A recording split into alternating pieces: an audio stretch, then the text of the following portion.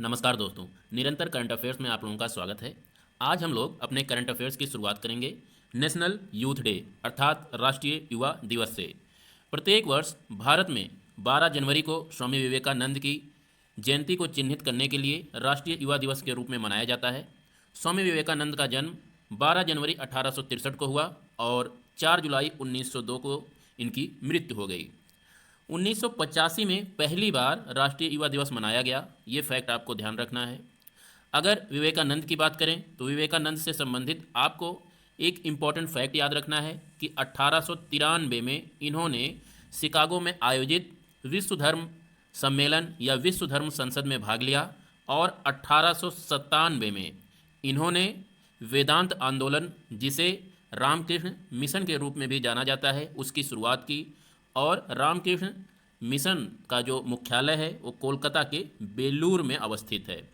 बेल्लूर में एक मठ भी है जो वेदांत आंदोलन या रामकृष्ण मिशन आंदोलन का मुख्यालय है, तो ये आपको ध्यान रखना है। इसी टॉपिक से जुड़ा हुआ हमारा अगला टॉपिक है 26वां राष्ट्रीय युवा महोत्सव 2023।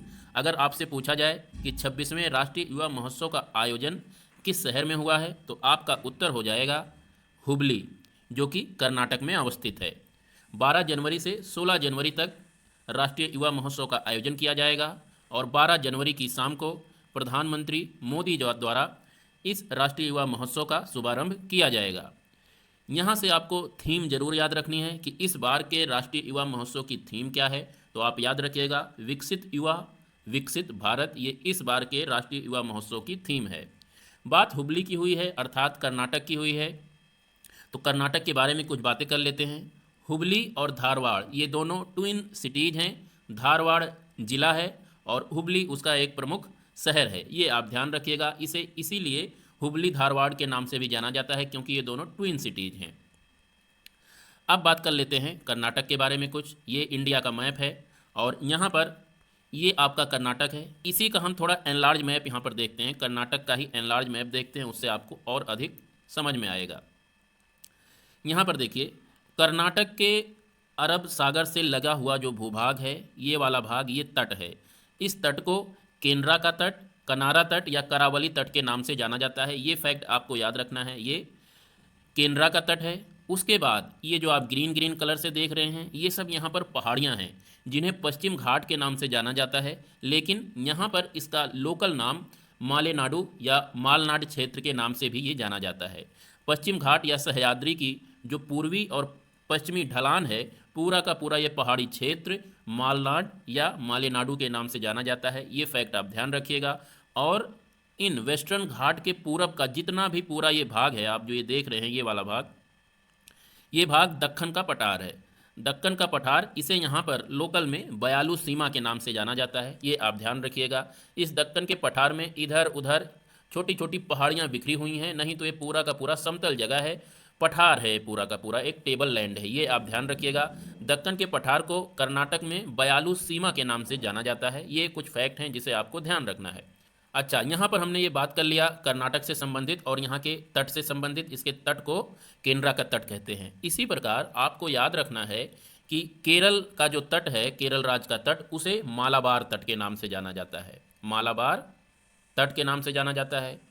कर्नाटक के तट को केनरा तट के नाम से जाना जाता है और जो महाराष्ट्र के साथ तट है उस तट को कोंकण तट के नाम से जाना जाता है। तो ये कुछ फैक्ट हैं, भारत के तट को विभिन्न राज्यों में किस नाम से जाना जाता है, आप याद रखिएगा। इसके बाद हम लोग आ जाते हैं अपने दूसरे टॉपिक 80वें गोल्डन ग्लोब पुरस्कार से संबंधित। ये बहुत ही इम्पोर्टेंट टॉपिक है और आपको इसमें याद रखना है कि बेस्ट ओरिजिनल सॉन्ग का अवार्ड किस गाने को दिया गया है या किस मूवी को दिया गया है। तो आप ध्यान रखिएगा, नाटू नाटू गाने को बेस्ट ओरिजिनल सॉन्ग का अवार्ड गोल्डन ग्लोब अवार्ड्स में दिया गया है और ये RRR मूवी का एक गाना है।